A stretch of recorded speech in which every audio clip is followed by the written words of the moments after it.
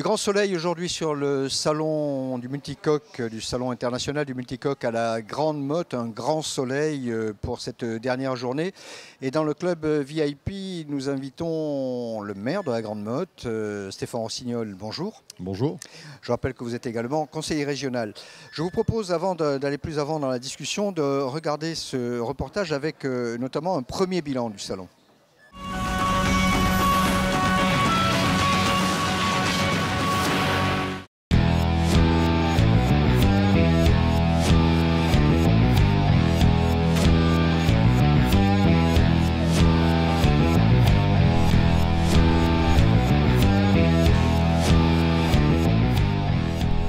Je suis heureux déjà d'origine et je suis un organisateur heureux effectivement puisque à l'heure du bilan, quand on se parle, on peut dire qu'on a transformé un essai qui n'était pas forcément facile à transformer et qu'on a eu les exposants que nous voulions de par le monde et puis on a eu aussi beaucoup de visiteurs qui visiblement en fonction de leur langage qu'on entendait sur les pontons, on se rendait compte que ça venait de très loin et de partout.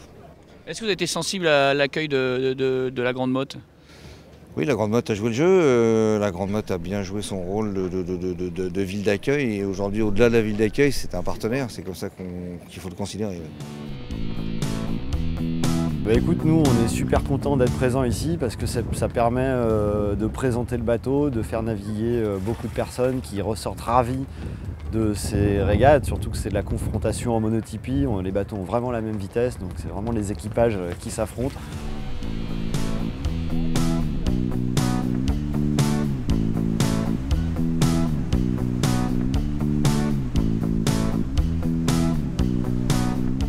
On voit les bateaux en direct, on les voit flotter. Et puis pour les gens qui veulent essayer, c'est voilà, l'émotion en direct. Donc je fais 3 à 4 sorties par jour. On tire des bords au près et on revient au portant. Et c'est gagné parce que tout le monde a la banane, tout le monde est enchanté. Le gros avantage, c'est que nous pouvons organiser beaucoup de rendez-vous et c'est vrai que nous avions organisé des rendez-vous auprès de clients russes, américains, allemands, anglais. Nous avions d'ailleurs nos agents de plusieurs pays ici présents à nos côtés et à ce point de vue-là, c'est quand même assez positif puisqu'on a pu anticiper ces rendez-vous et recevoir les clients qu'on attendait.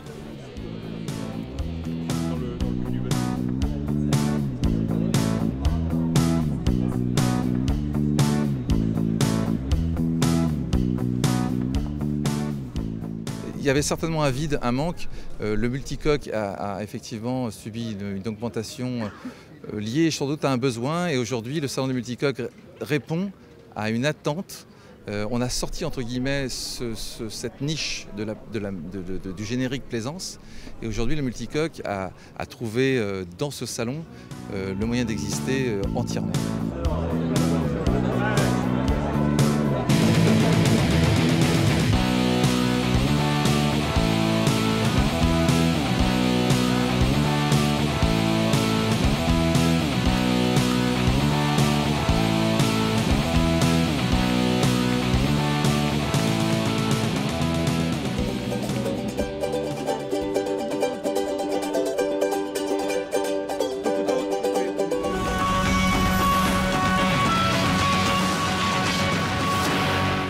Stéphane Rossignol, vous avez entendu comme moi Frédéric Morvan dire qu'il était un organisateur heureux. Alors vous, qui êtes le maire de la ville d'accueil, est-ce que vous êtes un maire heureux aujourd'hui? Je suis un maire très heureux.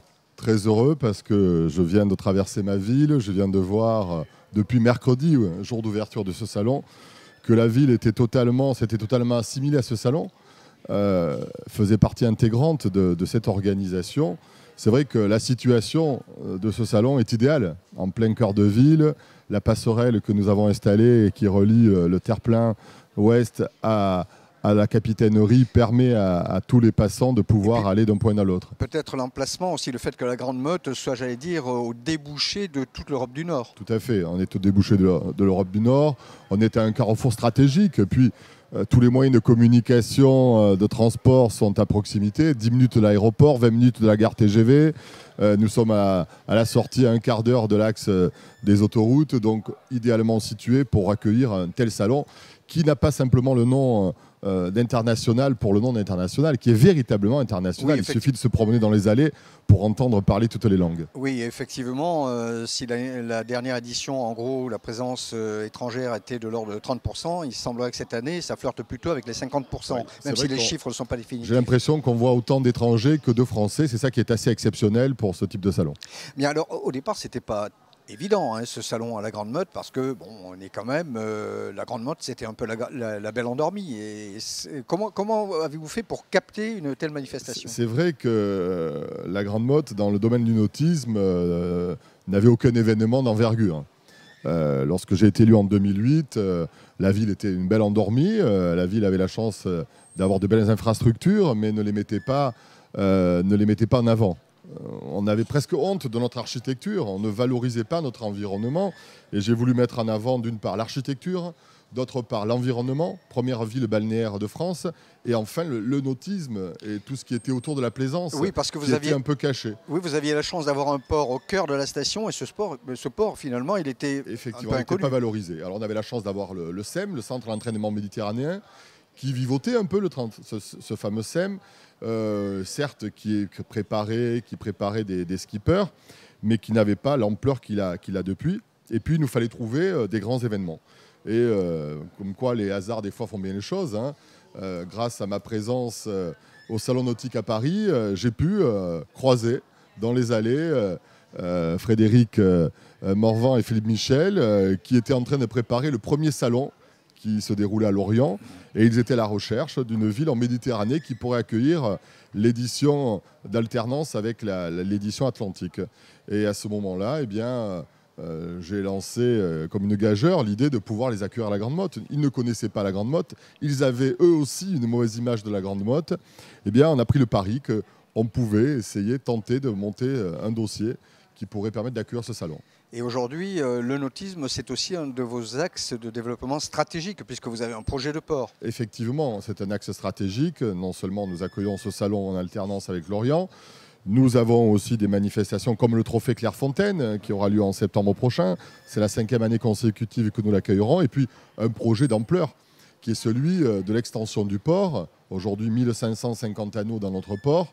Demain, un projet de 600 anneaux supplémentaires, qui ne sont pas simplement 600 anneaux, mais aussi un projet d'envergure qui vise à revoir l'aménagement urbain autour du port. Oui, puisque vous envisagez une requalification en fait. Requalification, nous sommes en négociation avec les services de l'État pour, vous savez que la particularité de villes comme la Grande Motte, c'est d'avoir des zones amodiées, qui sont donc des zones qui appartiennent à l'État mais qui sont gérées par la ville. Donc aujourd'hui, nous sommes en train de demander à l'État de nous restituer les terrains qui sont amodiés, de manière à pouvoir gérer demain les aménagements commerciaux, les aménagements urbains qui seront agencés autour de l'extension du port. Et là, c'est à quel horizon ? Écoutez, l'idée c'est que cette année, nous venons d'inscrire des crédits et nous lançons avant l'été prochain un appel à projet, un appel à candidature pour sélectionner une équipe composée d'architectes, d'aménageurs, d'urbanistes, de grosses agences de travaux publics qui pourront nous proposer un projet d'aménagement. L'idée étant qu'à l'horizon 2015, nous puissions lancer enfin les travaux d'agrandissement de notre port. Alors vous parlez de 2015. 2015, c'est l'acte 3 du Salon du Multicoque à la Grande Motte. Et après, parce que jusqu'en 2015, le salon est là, on en est sûr. Nous avons effectivement une convention qui nous lie aux organisateurs jusqu'à 2015.